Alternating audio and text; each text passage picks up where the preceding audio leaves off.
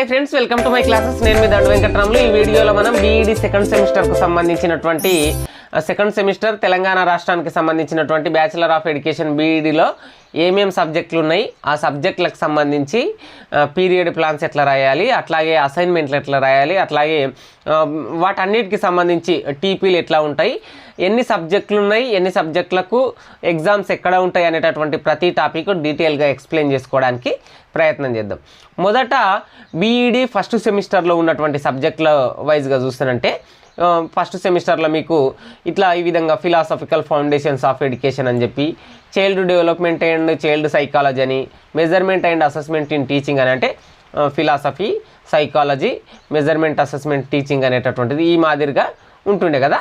ఈ మొత్తం ఓవరాల్గా ఈడిఎన్ 8 వరకు ఉంటుండే అనమాట. ఇప్పుడు ఈడిఎన్ 16 వరకు బీఈడి సెకండ్ సెమిస్టర్లో ఉంటాయన్నమాట. ఈడిఎన్ అంటే ఏం లేదు, ఎడ్యుకేషన్ నెంబర్ 1, నెంబర్ 2 అని చెప్పి ఈ విధంగా మనకు కోడ్స్ ఉంటాయన్నమాట 4th సెమిస్టర్ వరకు.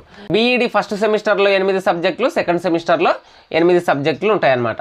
అట్లాగే ఈడిఎన్ 9 మొదటి సబ్జెక్టు చూడండి, సోషియలాజికల్ ఫౌండేషన్స్ ఆఫ్ ఎడ్యుకేషన్ అని చెప్పి సోషియాలజీ సబ్జెక్టుకు సంబంధించినటువంటి టాపిక్. ఫస్ట్ సెమిస్టర్లో ఫిలాసఫీ, ఇక్కడ సోషియాలజీ అని గుర్తుంచుకోండి. ఇక ఈడిఎన్ 10 educational psychology theory and practice అనేటటువంటిది ఉంటుంది అనమాట. ఇంతకుముందు మెజర్మెంట్, అసెస్మెంట్ ఇన్ టీచింగ్ అనేటటువంటిది ఉండే కదా, అది ఆ మోడల్ టాపిక్ ఇందులో ఉండదు, 2 సబ్జెక్టులు ఉంటాయి. ఇక ఈ 3వ సబ్జెక్ట్ అనేటటువంటిది ఉంది కదా, అది లెర్నింగ్ రీసెర్చ్ డెవలప్మెంట్గా మరో సబ్జెక్టుగా ఉంటుంది అనమాట ఇక్కడ సెకండ్ సెమిస్టర్లో. సో ఫస్ట్ సబ్జెక్ట్ ఏమో సోషియాలజీ, సెకండ్ సబ్జెక్ట్ ఏమో సైకాలజీకి సంబంధించినటువంటిది. ఇక ప్రతి సబ్జెక్టు కూడా కంటెంట్ కమ్ పెడగాజీ ఆఫ్ అని చెప్పి ఆ సబ్జెక్ట్ కోర్సుల డీటెయిల్స్ ఉంటాయన్నమాట. అందులో content cum pedagogy of mathematics, అట్లాగే content cum pedagogy of bioscience, అట్లాగే content cum pedagogy of social science అని చెప్పి 3 సబ్జెక్టులు. ఇవి మెథడ్ 1లో ఉండేటటువంటివి. అంటే మెథడ్ 1లో మరొక subject physical science, content cum pedagogy of physical సైన్స్కి సంబంధించినటువంటి టాపిక్. ఇది మెథడ్ 1లో చాలామందికి ఉండేటటువంటి ఆప్షన్లు. ఇక ఓరియంటల్ లాంగ్వేజ్లు తీసుకున్న వాళ్ళు కావచ్చు, ఫిజికల్ సైన్స్నే మెథడ్ 1గా తీసుకొని మెథడ్ 2 లాంగ్వేజ్లు తీసుకున్నటువంటి వాళ్ళందరికీ కూడా content cum pedagogy of Telugu, content cum pedagogy of English, అట్లాగే content cum pedagogy of Hindi, Sanskrit, Urdu, Arabic, Marathi ఈ విధంగా ఉంటాయన్నమాట. మీరు మొదట చూడండి, సోషియాలజీ సబ్జెక్టు 1, అట్లాగే educational psychology and theory and ప్రాక్టీస్కి సంబంధించింది, అట్లాగే content cum pedagogy of mathematics, అట్లాగే content cum pedagogy of social science, అట్లాగే content cum pedagogy of physical science. ఇవి కాకుండా లాంగ్వేజ్లకు సంబంధించినటువంటి టాపిక్లు. ఇక ability enhancements and value added కోర్సులకు సంబంధించినటువంటివి ఆర్ట్ ఇన్ ఎడ్యుకేషన్కి సంబంధించినటువంటి టాపిక్. ఈ ఆర్ట్ ఇన్ ఎడ్యుకేషన్కి సంబంధించినటువంటి దాని గురించి మనం స్పెషల్గా మాట్లాడదాం. అట్లాగే లెర్నింగ్ రీసోర్స్ డెవలప్మెంట్కి సంబంధించినటువంటి మరో టాపిక్.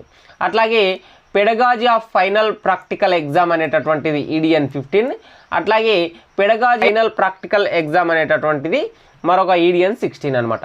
అయితే ఇక్కడ ఈడిఎన్ 15, 16కి సంబంధించినటువంటివి పీరియడ్ ప్లాన్స్, టీపీలు, ఇంటర్న్షిప్కు సంబంధించినటువంటి డీటెయిల్స్ అనమాట.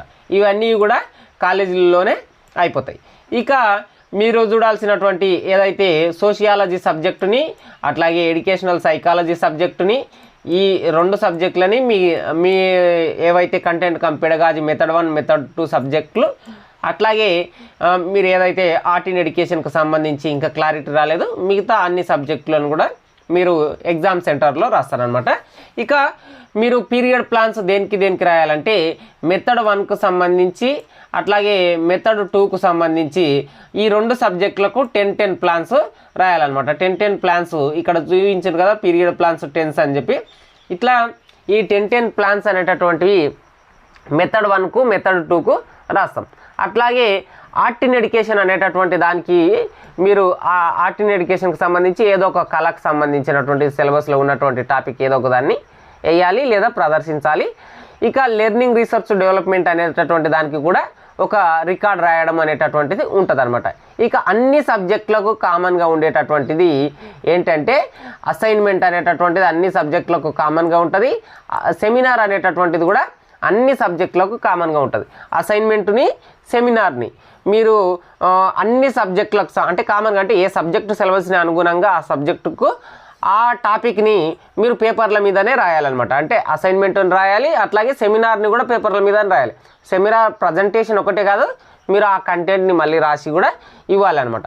అట్లాగే ఇక ఫైనల్గా ఫస్ట్ సెమిస్టర్లో ఉన్నటువంటివి మళ్ళీ సెకండ్ సెమిస్టర్లో ఉండేటటువంటి రిఫ్లెక్టివ్ జర్నల్స్, ఈ పోర్ట్ఫోలియో అనేటటువంటివి కూడా ఉంటాయన్నమాట. ఇవి బీఈడి సెకండ్ సెమిస్టర్లో ఉండేటటువంటి సిలబస్లు. వీటన్నిటికి సంబంధించి పీరియడ్ ప్లాన్స్ కావచ్చు, అసైన్మెంట్లు కావచ్చు, మీరు ఎట్లా రాయాలి అనేటటువంటి ప్యాటర్న్ని మీకు టీచర్ బడి అనేటటువంటి టెలిగ్రామ్ ఛానల్లో అప్లోడ్ చేస్తా. మిగతా అన్ని సబ్జెక్టులు కంటెంట్ కమ్ పెడగాజీ ఆఫ్ అన్ని సబ్జెక్టుల యొక్క సిలబస్లు, వాటి ఎక్స్ప్లెనేషన్లు టీచర్ బడి అనేటటువంటి యూట్యూబ్ ఛానల్లో అప్లోడ్ చేస్తా. మీరు నేను టీచర్ అయ్యేంత వరకు విశ్రమించకుండా టీచర్ బడి అనేటటువంటి యూట్యూబ్ ఛానల్ పనిచేస్తుందని గుర్తుంచుకోండి. సెకండ్ సెమిస్టర్లో మీరున్నారు, ఇప్పుడు కొత్తగా వచ్చేటటువంటి ఫస్ట్ సెమిస్టర్ అందరికీ కూడా టీచర్ బడి నుంచే నేను ఈ బీఈడి డిఈడికి సంబంధించినటువంటి సిలబస్లు, వాటి ఎక్స్ప్లెనేషన్లను అందించడానికి ప్రయత్నం చేస్తా. ఇది ఈ వీడియో ఫ్రెండ్స్. Signing out. నేను మీ దండు Venkatramulu. Please do subscribe my channel.